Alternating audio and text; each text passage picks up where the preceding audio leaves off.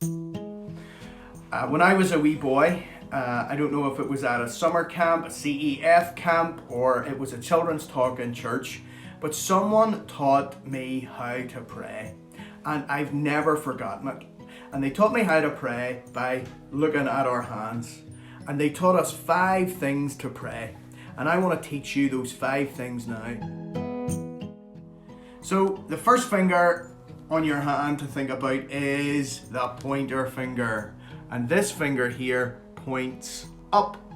And when we look at that finger pointing up, we remember to pray first of all, praising and thanking God. And that's the first thing to do when you pray. Praise and thank God. Remember who He is and remember what He's done for you. The next prayer we want to learn to pray is the thumbs up prayer. Your fingers are very helpful. But there is one of the fingers on your hand that is most helpful. That's the thumb.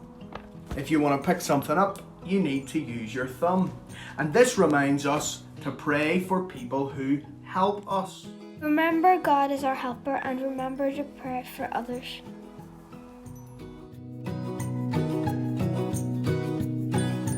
Okay. Now, if you look at my hand, there is one finger that is a bit bigger than the others. That's our big, tall finger.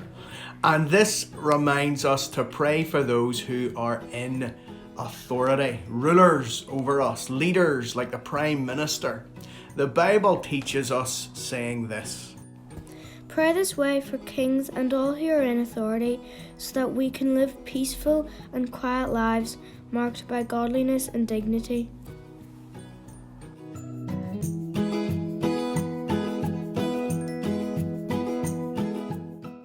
If you look at this finger here, this is my ring finger. And this reminds us to pray for, what does it remind us to pray for? Family.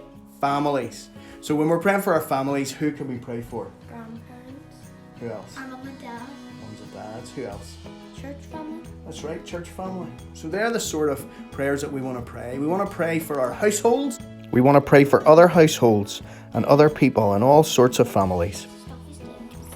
So we've had all of these fingers, and that leaves the little tiny pinky finger, the little finger.